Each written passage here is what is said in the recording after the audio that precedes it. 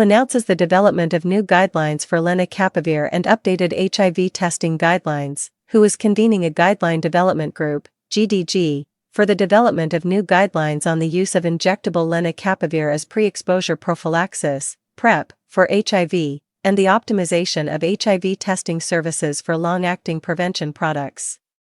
These updates reflect WHO's commitment to addressing evolving public health needs, particularly for populations disproportionately affected by HIV, and to improving access to high-quality HIV prevention and testing services globally. GDG members will contribute to the review of systematic reviews, evidence summaries, technical updates, and will propose recommendations. They will also participate in the GDG meeting, which will be held virtually between the 28th and the 30th of January 2025. The general objective of this meeting is to develop WHO guidelines that will serve as a normative framework for the implementation of lenacapavir, a new HIV prevention product, and for simplified testing delivery models for pre-existing and new long-acting HIV prevention products.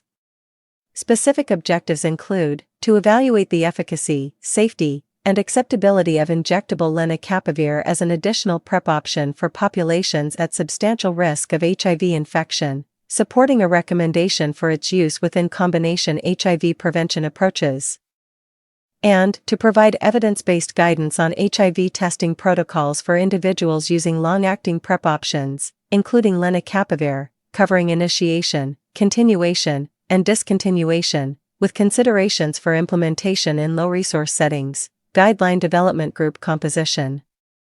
In accordance with WHO guidelines for developing recommendations, the GDG is composed of members from all WHO regions, serving in their individual capacities rather than as representatives of affiliated organizations.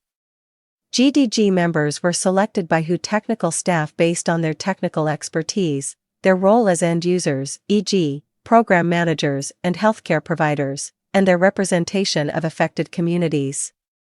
Members do not receive financial compensation for their contributions to this process. Call for public comments. To ensure transparency and inclusivity, WHO invites members of the public and interested organizations to review the biographies of the GDG members and provide feedback.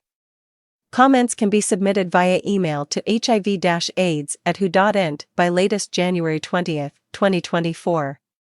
This feedback helps WHO develop high-quality guidelines that reflect diverse perspectives and respond to the needs of communities worldwide.